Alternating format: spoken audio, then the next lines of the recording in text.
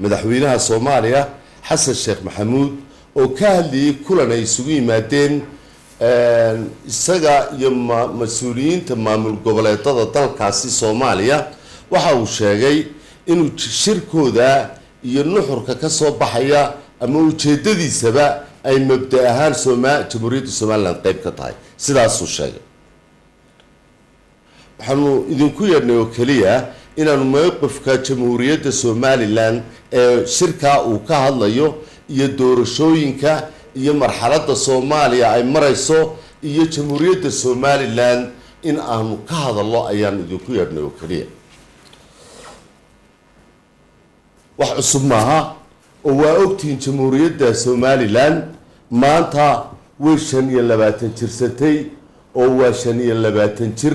waana dawladda mustaqilaha ah ee iskeedu taagan ee gaarka ah ee hoggaankeedii iyo nidaamkeedii dawladnimo ay kaamilka yihiin ay u dhan yihiin anigoon hadalkana badinin Xasan Sheekh iyo saaxiibadiisa ay wax wadaagaan ee dalku ka dhaxeeyo ee ay shirayaan waxaan ugu yeedhaynaa war waa ogtiin Jamhuuriyadda Soomaaliland inay tahay dal iskii u taagan oo jira Soomaaliyana aan qayb ka ahayn 25 sanadood ka hor ayaynu dawlad isku mid ahaan jirnay maanta ma jirto Xasan Sheekh madaxweynaha Soomaaliya waxaanu leenahay bikul ixtiraam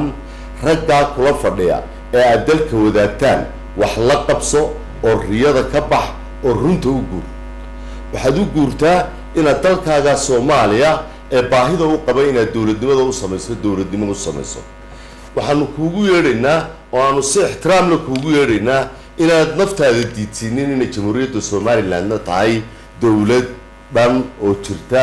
oo ajaartihiin walaalnimadana waa noogol waa run wada hadalladu way naga dhaxeeyeen oo way noo socdeen inay wada hadalladaas socdaanna waxba kama qabno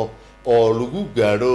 mid ah runta lagu gaadho oo ay labada shacbi iyo labada dawladood noqdaan laba shacbi iyo laba dawladood oo walaalaadii ka dhaxeeyo dhaqan ka dhaxeeyo darisnimana ka dhaxayso